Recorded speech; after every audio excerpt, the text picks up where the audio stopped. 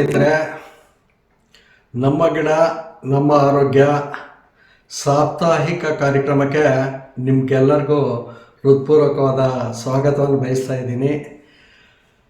ನಮ್ಮ ಈ ಒಂದು ಕಾರ್ಯಕ್ರಮ ಔಷಧಿ ಸಸ್ಯಗಳನ್ನು ಪರಿಚಯಿಸ್ತಕ್ಕಂಥದ್ದು, ಅವುಗಳ ಒಂದು ಮಹತ್ವವನ್ನು, ಬಳಕೆ ವಿಧಾನವನ್ನು ಮತ್ತು ಅವು ಎಲ್ಲಿ ಸಿಗ್ತವೆ ಅನ್ನೋ ಒಂದು ಮಾಹಿತಿಯನ್ನು ಸಾರ್ವಜನಿಕರಿಗೆ ಕೊಡೋ ನಿಟ್ಟಿನಲ್ಲಿ ಸಾಗ್ತಾ ಬಂದಿದೆ. ಕಳೆದ ವಾರ ನಾನು ನಿಮಗೆ ದಾಗಡಿ ಸೊಪ್ಪು, ಪಾತಾಳ ಗರಡಿ ಬಗ್ಗೆ ತಿಳಿಸ್ಕೊಟ್ಟಿದ್ದೆ. ಮನೆ ಮುಂದೆ ಇರ್ತಕ್ಕಂಥ ಸಸ್ಯಗಳ ಉಪಯೋಗ ಯಾವ ರೀತಿ ಮಾಡಬೇಕು ಅನ್ನೋದ್ರ ಬಗ್ಗೆ ತಿಳಿಸಿದ್ದೆ.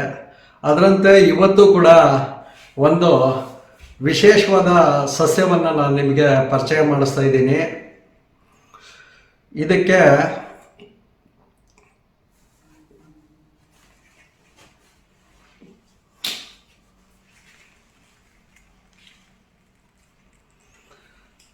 ನೋಡಿ, ಇದು ಕಾಡು ಬಸಳೆ,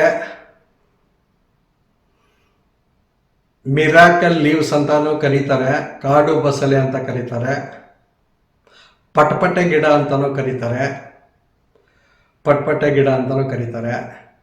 ಈ ಒಂದು ಸಸ್ಯ ಮಲೆನಾಡಿನಲ್ಲಿ ಹೆಚ್ಚು ಉಪಯೋಗ ಮಾಡ್ತಾರೆ. ಇದನ್ನು ಮಲೆನಾಡು ಪ್ರದೇಶಗಳಲ್ಲಿ ಮಕ್ಕಳು ಈ ಒಂದು ಬಳ್ಳಿಯ ಹೂ ಥರ ಕಾಯಿ ಇದೆ ನೋಡಿ, ಇಲ್ಲಿ ಈ ಕಾಯಿ, ಇದನ್ನು ಆಟ ಆಡೋದಕ್ಕೆ ಉಪಯೋಗಿಸ್ತಾರೆ. ಇದರ ಹೂ ಬಿಟ್ಟು ಇದನ್ನು ಹಿಂಗಿಟ್ಟು ಹಿಂಗೆ ಪಟ್ಟಂತ ಹೊಡಿತಾರೆ. ಪಟ್ಟಂತ ಹೊಡೆದಾಗ ಅದು ಒಂದು ಶಬ್ದ ಬರುತ್ತೆ, ಪಟ್ಟಂತ ಶಬ್ದ ಬರುತ್ತೆ. ಆ ಥರ ಆಟ ಆಡೋಕ್ಕೆ ಮಕ್ಕಳು ಉಪಯೋಗಿಸ್ತಾ ಇದ್ರು. ಇದು ತುಂಬ ಉಪಯುಕ್ತವಾದ ಬಳ್ಳಿ.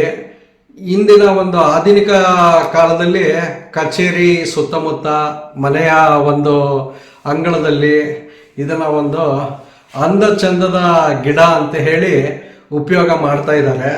ಆ್ಯಕ್ಚುಲಿ ಇದರ ಒಂದು ಎಲೆ ಈ ಥರ ಇರುತ್ತೆ. ಎಲೆ ಸ್ವಲ್ಪ ದಪ್ಪನಾಗಿರುತ್ತೆ, ಈ ಥರ ಓವೆಲ್ ಶೇಪಲ್ಲಿ ಇರುತ್ತೆ. ಇದರ ಅಂಚಿನಲ್ಲಿ ಗರಗಸದ ಥರ ಶೇಪ್ ಇರುತ್ತೆ. ಈ ಒಂದು ಎಲೆ ಬಹಳಷ್ಟು ಉಪಯುಕ್ತ. ವಿಶೇಷವಾಗಿ ಮೂತ್ರದಲ್ಲಿನ ಕಲ್ಲುಗಳು, ಮೂತ್ರಪಿಂಡದಲ್ಲಿ ಉತ್ಪತ್ತಿ ಆಗ್ತಕ್ಕಂಥ ಕಲ್ಲುಗಳು ಮತ್ತು ಜೀರ್ಣಕ್ರಿಯೆ, ಅಧಿಕ ರಕ್ತದ ಒತ್ತಡ ಮತ್ತು ಹೃದಯದಲ್ಲಿ ಇರ್ತಕ್ಕಂಥ ಒಂದು ಕೊಲೆಸ್ಟ್ರಾಲ್ ಅಂಶವನ್ನು ಕಡಿಮೆ ಮಾಡ್ತಕ್ಕಂಥದ್ದು, ಈ ಒಂದು ಗುಣವನ್ನು ಈ ಎಲೆ ಹೊಂದಿದೆ. ಮತ್ತು ಇದನ್ನು ಗಾಯಗಳಿಗೂ ಸಹಿತ ಉಪಯೋಗಿಸ್ತಾರೆ. ಬ್ಯಾಂಡೇಜ್ ರೂಪದಲ್ಲಿ ಇದನ್ನು ಗಾಯದ ಮೇಲೆ ಈ ರೀತಿ ಇಟ್ಬಿಟ್ಟು ಪೊಟ್ಟನ್ನು ಕಟ್ತಕ್ಕಂಥದ್ದು. ಪೊಟ್ಟನ್ನ ಕಟ್ಕೊಳ್ಳೋದ್ರಿಂದ ಗಾಯ ಬೇಗ ವಾಸಿ ಆಗುತ್ತೆ. ಇದು ವಿಟಮಿನ್ ಸಿ ಮತ್ತು ಕಬ್ಬಿಣಾಂಶವನ್ನು ಹೇರಳವಾಗಿ ಹೊಂದಿರುತ್ತೆ. ಇದು ಒಂದು ಶಕ್ತಿವರ್ಧಕನೂ ಹೌದು. ಒಂದು ಅಧಿಕ ರಕ್ತದ ಒತ್ತಡ ನಿರ್ವಹಣೆ ಮಾಡೋದ್ರಲ್ಲಿ ತುಂಬ ಒಂದು ಪರಿಣಾಮಕಾರಿಯಾದಂತಹ ಫಲಿತಾಂಶವನ್ನು ಕೊಡ್ತಕ್ಕಂಥ ಸಸ್ಯ ಆಗಿದೆ. ಇದ್ರ ಎಲೆಯನ್ನು ತೊಳೆದು ಈ ರೀತಿ ನೇರವಾಗಿ ತಿಂದರೆ ಆಯಿತು. ಇದು ಒಗರು ಮತ್ತು ಹುಳಿಯಾಗಿರುತ್ತೆ, ಒಗರು ಮತ್ತು ಹುಳಿಯಾಗಿರುತ್ತೆ. ಇದು ಮೂತ್ರಪಿಂಡದಲ್ಲಿರ್ತಕ್ಕಂಥ ಕಲ್ಲುಗಳನ್ನು ಕರಗಿಸ್ತಕ್ಕಂಥ ಶಕ್ತಿ ಹೊಂದಿದೆ. ಇದರ ಎಲೆಯನ್ನು ನೇರವಾಗಿ ತಿನ್ಬೋದು ಮತ್ತು ಎಲೆಯನ್ನು ಕಷಾಯದ ರೂಪದಲ್ಲೂ ಸಹಿತ ನಾವು ಉಪಯೋಗ ಮಾಡ್ಬೋದು. ಈ ಒಂದು ಹೃದಯಾಘಾತ ಮತ್ತು ಪಾರ್ಶ್ವವಾಯು ಆಗ್ತಕ್ಕಂಥದ್ದನ್ನು ಸಹಿತ ಇದು ತಡೆಗಟ್ಟುತ್ತೆ. ಅಂದರೆ ಇದು ಒಂದು ಮುಂಜಾಗ್ರತಾ ಔಷಧಿಯಾಗಿ ನಾವು ಪ್ರತಿನಿತ್ಯ ತಿನ್ಬೋದು. ತಿನ್ನೋದ್ರಿಂದ ದೇಹದ ಮೇಲೆ ಯಾವುದೇ ಅಡ್ಡ ಪರಿಣಾಮ ಆಗೋದಿಲ್ಲ. ಮತ್ತು ಮಂಡಿ ನೋವುಗಳು, ಸಂಧಿವಾತ ಮತ್ತು ಮಂಡಿ ನೋವುಗಳು ಅಂತ ಹೇಳ್ತಾರಲ್ಲ, ಅದಕ್ಕೂ ಸಹಿತ ಭಾಳ ಪರಿಣಾಮಕಾರಿಯಾಗಿ ಇದು ಕೆಲಸ ಮಾಡುತ್ತೆ. ಇಂಥ ಒಂದು ಸಸ್ಯದ ಪರಿಚಯ ನಿಮ್ಗೆ ಆಗಬೇಕು ಅನ್ನೋ ಒಂದು ನಿಟ್ಟಿನಲ್ಲಿ ಈ ಒಂದು ಕಾರ್ಯಕ್ರಮನ ಸಾಪ್ತಾಹಿಕ ರೂಪದಲ್ಲಿ ಪ್ರತಿ ವಾರದಲ್ಲಿ ಒಂದೊಂದು ಹೊಸ ಹೊಸ ಸಸ್ಯಗಳನ್ನು ಪರಿಚಯಿಸ್ತಕ್ಕಂಥ ಕಾರ್ಯಕ್ರಮ ಮಾಡ್ತಾ ಇದ್ದೀವಿ. ಇದು ಬರೀ ಅಂದ ಚಂದಕ್ಕಷ್ಟೇ ಅಲ್ಲ, ಔಷಧೀಯ ಗುಣಗಳು, ಆಯುರ್ವೇದದಲ್ಲಿ ಇದು ಸರಿಸುಮಾರು ಒಂದು 150 ರೋಗಗಳಿಗೆ ಮದ್ದಾಗಿ ಉಪಯೋಗ ಮಾಡ್ತಾರೆ, ಔಷಧವಾಗಿ ಉಪಯೋಗ ಮಾಡ್ತಾರೆ. ಇಂಥ ಒಂದು ಅಪೂರ್ವವಾದ ಅಮೂಲ್ಯವಾದ ಸಸ್ಯ ನಿಮ್ಮ ಮನೆಯ ಆವರಣದಲ್ಲಿ ಏಕೆ ಇರಬಾರದು? ಇದರ ಒಂದು ವಂಶಾಭಿವೃದ್ಧಿ ಹೇಗೆ ಅಂದರೆ, ಈ ಎಲೆಯನ್ನು, ಒಂದು ಬಲಿತ ಎಲೆಯನ್ನು ಮಣ್ಣಿನಲ್ಲಿ ಇಟ್ಟರೆ ಸಾಕು, 3-4 ಗಿಡ ಅದಷ್ಟಿಗೆ ಅದೇ ಹುಟ್ಕೊಳ್ಳುತ್ತೆ. ಇಂಥ ಅಮೂಲ್ಯವಾದ ಸಸ್ಯ ನಿಮ್ಮ ಮನೆಯ ಅಂಗಳದಲ್ಲಿ ರಾರಾಜಿಸ್ಲಿ. ಇದರ ಒಂದು ಉಪಯೋಗ ನೀವೆಲ್ಲರೂ ಮಾಡಿಕೊಡಿ.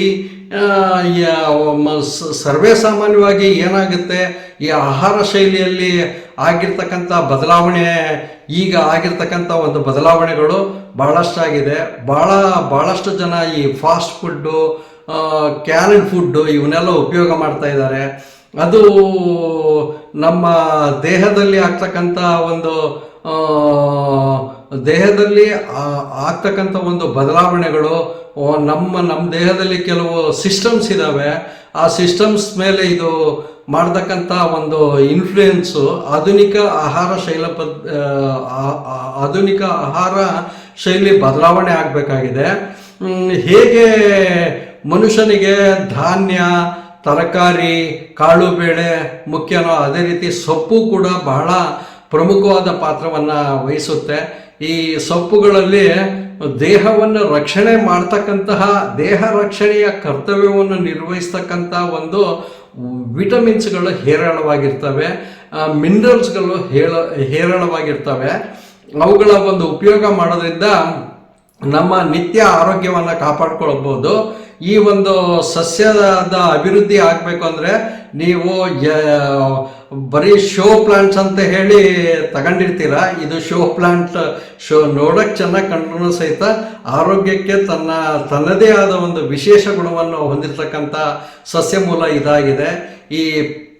ಈ ಒಂದು ಸಸ್ಯದ ಉಪಯೋಗದಿಂದ ಹಲವಾರು ಕಿವಿ ನೋವಿದ್ರೂ ಸಹಿತ ಕಿವಿ ನೋವಿಗೆ ಒಂದು ಸ್ವಲ್ಪ ಈ ಎಲೆಯ ರಸವನ್ನು ತೆಗೆದು ಕಿವಿಯ ಸುತ್ತಮುತ್ತಲ ಈ ರೀತಿ ಲೇಪನ ಮಾಡ್ಕೊಂಡ್ರೆ ಸಾಕು. ಇದು ಹಿಂಡಿದ್ರೆ ಸಾಕು, ಇದರಲ್ಲಿ ರಸ ಬರುತ್ತೆ. ಆ ರಸ ಪರಿಣಾಮಕಾರಿಯಾಗಿ ಮಂಡಿ ನೋವಿಗೂ ಅಷ್ಟೇ, ಮಂಡಿಯ ಸುತ್ತಮುತ್ತಲ ಹಚ್ಕೊಂಡ್ರೆ ಸಾಕು. ಯಾವುದಾದ್ರೂ ತರಚು ಗಾಯಗಳು, ಏನಾದರೂ ಡೀಪ್ ವೂಂಡ್ಸು ಏನಾರು ಆಗಿದ್ರೆ ಆ ವೂಂಡ್ಸ್ಗಳಿಗೂ ಸಹಿತ ಇದನ್ನು ಬ್ಯಾಂಡೇಜ್ ಥರ ಈ ಥರ ಹಿಂಗೆ ಇಟ್ಬಿಟ್ಟು ರಸನ ಹಿಂಡಿ ಬ್ಯಾಂಡೇಜ್ ಇಟ್ಟು ಮೇಲೊಂದು ಪಟ್ಟಿ ಕಟ್ಟಿದ್ರೆ ಸಾಕು, ಬೇಗ ಗಾಯಗಳು ಗುಣ ಆಗ್ತವೆ. ಅಷ್ಟೇ ಅಲ್ಲದೆ ಇದು ಕಾಮಾಲೆ ರೋಗವನ್ನು ಸಹಿತ ನಿಯಂತ್ರಿಸುತ್ತೆ, ಕಾಮಾಲೆ ರೋಗವನ್ನು ಸಹಿತ ಗುಣಪಡಿಸುತ್ತೆ. ಹೇಗೆ ಅಂತಂದರೆ ಇದರ ಒಂದು ಎಲೆಯ ರಸ, ಒಂದು 30 ಮಿಲಿಯಷ್ಟು ಇದರ ಎಲೆಯ ರಸವನ್ನು ಪ್ರತಿನಿತ್ಯ ಸೇವನೆ ಮಾಡ್ತಾ ಬಂದರೆ, ಒಂದು 21 ದಿವಸ ಸೇವನೆ ಮಾಡಿದರೆ ಕಾಮಾಲೆ ರೋಗ ಸಹಿತ ವಾಸಿಯಾಗುತ್ತೆ. ಇದರಲ್ಲಿ ಯಾವುದೇ ಸಂದೇಹವಿಲ್ಲ. ಸಣ್ಣ ಪುಟ್ಟ ಕೆಮ್ಮು, ದಮ್ಮು, ಶೀತ, ನೆಗಡೆ ಇವಾದ್ರೂ ಸಹಿತ ಈ ಎಲೆಯನ್ನು ತಿಂದರೆ ಸಾಕು, ಭಾಳಷ್ಟು ಪರಿಣಾಮಕಾರಿಯಾಗಿ ಕೆಮ್ಮು, ದಮ್ಮು ಮನೆ ಔಷಧಿಯಾಗಿ ಕೆಲಸ ಮಾಡತಕ್ಕಂಥ ಸಸ್ಯ ಇದಾಗಿದೆ.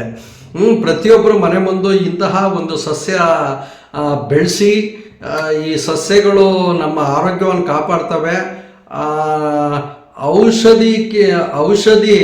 ಔಷಧಿ ರೂಪದಲ್ಲಿ ಗುಳಿಗೆಗಳನ್ನು ನುಂಗೋದಕ್ಕಿಂತ ನಮ್ಮ ಆಹಾರವನ್ನೇ ಔಷಧಿಯನ್ನಾಗಿ ಮಾಡ್ಕೊಳ್ತಕ್ಕಂಥ ಗುಣ ಬೆಳೆಸ್ಕೊಳ್ಬೇಕಾಗಿದೆ. ಹಾಗಾಗಿ ಈ ನಿಟ್ಟಿನಲ್ಲಿ ಭಾರತೀಯ ವೈದ್ಯ ಪದ್ಧತಿಯಲ್ಲಿ ಬಳಕೆ ಆಗ್ತಕ್ಕಂಥ ಹಲವಾರು ಸಸ್ಯಗಳನ್ನು ನಾವು ಉಪಯೋಗ ಮಾಡ್ತಕ್ಕಂಥದ್ದು ತುಂಬ ಒಳ್ಳೆಯದು. ಮೂತ್ರಪಿಂಡದ ಎಷ್ಟೇ ಕಲ್ಲಿರಲಿ, ಅದು ಎಷ್ಟೇ ದಪ್ಪ ಇರಲಿ, ಆ ಕಲ್ಲನ್ನು ಕರಗಿಸ್ತಕ್ಕಂಥ ಗುಣ ಪ್ರತಿನಿತ್ಯ 2ರಿಂದ 3 ಎಲೆಯನ್ನು ತಿಂದರೆ ಸಾಕು. ಬರೀ ಎಲೆ ತಿಂದರೆ ಸಾಕು, ನಮಗೆ ಮೂತ್ರಪಿಂಡದಲ್ಲಿನ ಕಲ್ಲುಗಳು ಮತ್ತು ಮೂತ್ರದಲ್ಲಿ ಇರ್ತಕ್ಕಂಥ ದೋಷಗಳು ಮೂತ್ರ ಮಾಡುವಾಗ ಆಗ್ತಕ್ಕಂಥ ಉರಿ ಮೂತ್ರ ಆಗಿರ್ಬೋದು, ದೇಹದ ಶಾಖ ಅಂತಾರಲ್ಲ, ಉಷ್ಣ ಆಗಿದೆ ಇವರಿಗೆ ಅಂತಾರಲ್ಲ, ಅವನ್ನೆಲ್ಲ ನಿಯಂತ್ರಿಸೋದಕ್ಕೆ ಈ ಒಂದು ಎಲೆಯ ಉಪಯೋಗ ಬಹಳಷ್ಟಿದೆ. ನಾನು ನನ್ನ ಜನರಲ್ಲಿ ಕೇಳ್ಕೊಳ್ಳೋದೇನಪ್ಪ ಅಂತಂದರೆ, ಇಂತಹ ಅಮೂಲ್ಯವಾದ ಔಷಧಿ ಸಸ್ಯಗಳು ನಿಮ್ಮ ಮನೆಯ ಮುಂದೆ ಅಥವಾ ನಿಮ್ಮ ಕೈ ತೋಟದಲ್ಲಿ ಬೆಳೆಸ್ಕೊಂಡ್ರೆ ಪಾಟ್ಗಳಲ್ಲೂ ಸಹಿತ ಬೆಳೆಯುತ್ತೆ, ಮಣ್ಣಲ್ಲಿ ಮುಂದೆ ಹಾಕಿದ್ರೆ ಸಾಕು ಹಾಗೆ ಬೆಳೆಯುತ್ತೆ. ಇಂಥ ಒಂದು ಸಸ್ಯಗಳ ಅಭಿವೃದ್ಧಿ ಆಗಲಿಕ್ಕೋಸ್ಕರ ತಾವುಗಳೆಲ್ಲ ಸಹಕರಿಸಬೇಕು ಅಂತ ಹೇಳ್ತಾ, ನಾನು ಮುಂದಿನ ಸಪ್ತಾಹದಲ್ಲಿ ಮುಂದಿನ ವಾರದಲ್ಲಿ ಇನ್ನೊಂದು ವಿಶೇಷವಾದ ಸಸ್ಯವನ್ನು ನಿಮಗೆ ಪರಿಚಯಿಸ್ಬೇಕಂತ ಇದ್ದೀನಿ. ಎಲ್ರಿಗೂ ನಮಸ್ಕಾರ. ಇವತ್ತಿನ ಕಾರ್ಯಕ್ರಮನ ಮುಕ್ತಾಯ ಮಾಡಿಸ್ತಾ ಇದ್ದೀನಿ. ಧನ್ಯವಾದಗಳು.